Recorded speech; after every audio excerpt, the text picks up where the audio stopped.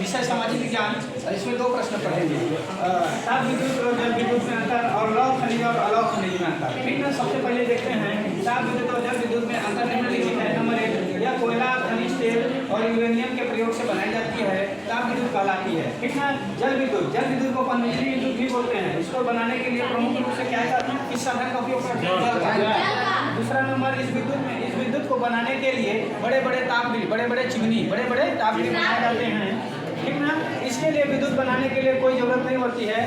नदियों पर बड़े बड़े डैम बना देते हैं और एकत्रित हुए नदी के पानी से क्या बनाते हैं, जल विद्युत। क्या बनाते हैं, जल विद्युत। ठीक ना, ऊंचाई से गिराकर टरबाइन के माध्यम से ताप विद्युत से प्रदूषण फैलता है। ताप विद्युत से प्रदूषण फैलता है, यानी ताप विद्युत से प्रदूषण फैलता है। कोयला लाया जाता है और कोयला को जलाया जाता है और यूरेनियम को जलाया जाता है और खनिज तेल को भी जलाने के बाद इसमें से क्या बनता है, ताप विद्युत। क्या बनता है, यानी ये प्रदूषण वाला है, यानी ये कई तरह का प्रदूषण होता है। देखिए ना, रोडवा में जब हवा आएगा तो वहीं ध्वनि प्रदूषण करेगा और अगल बगल में धुआं उड़ेगा तो क्या बनेगा, वायु प्रदूषण होगा। क्या होगा, वायु प्रदूषण होगा। और जल विद्युत में कोई प्रदूषण नहीं होता, बहुत कम, न के बराबर।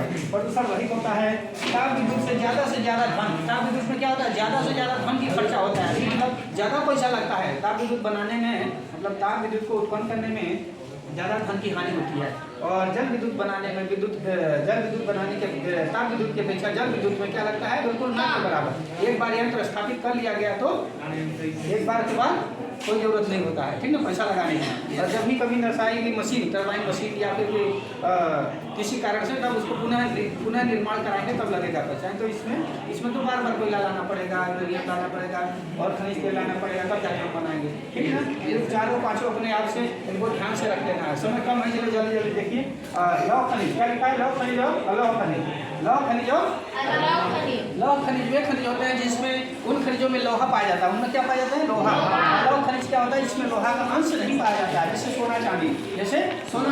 अलौह खनिज में क्या रहेगा, जैसे सोना चांदी, टीन लिखा है ना, सोना चांदी, टीन, शीशा, दस्ता आदि। और इसमें देखो ऐसे खनिज अयस्क जिनमें लोहे के अंश होते हैं लौह खनिज कहलाते हैं, जबकि अलौह खनिज जिन खनिजों में लौह अंश नहीं होते हैं उन्हें अलौह खनिज कहते हैं। लौह खनिजों के अयस्क कौन से हैं, मैग्नीज अयस्क, क्रोमियम और कोबाल्ट और टंगस्टन और निकिल आदि, ठीक ना, शामिल हैं। जबकि इसमें क्या है, अलौह खनिज में तांबा, अयस्क, टीन, जिंक, सोना, चांदी, शीशा, दस्ता आदि शामिल हैं। तो कोई दिक्कत हो तो बताओ, इसमें ताप विद्युत और जल विद्युत और अलौह खनिज और लौह खनिज में अंतर। ठीक ना, समय के अभाव में जल्दी से निपटा दिया जाए।